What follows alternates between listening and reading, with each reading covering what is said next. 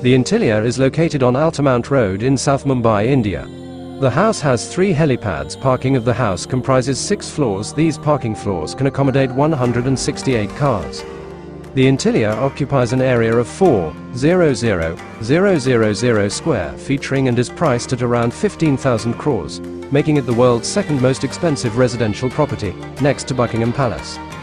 The Antilia house has more amenities than you can imagine, including a spa, exercise center, jacuzzi, snow room, several pools, a yoga studio, and a dance studio. The architectural design of Antilia was inspired by the sun and the lotus. The primary theme of the interior showcases the lotus and sun, constructed with elegant materials like precious stones, mother of pearl, and marble. Construction began in 2006 and lasted till 2010. The Antilia house is designed for luxury, with something different on every floor.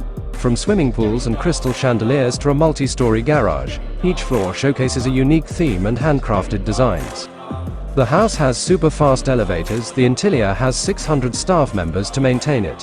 Mukesh Ambani's house, Antilia, is truly a one-of-a-kind property, with luxurious amenities and unique features on every floor.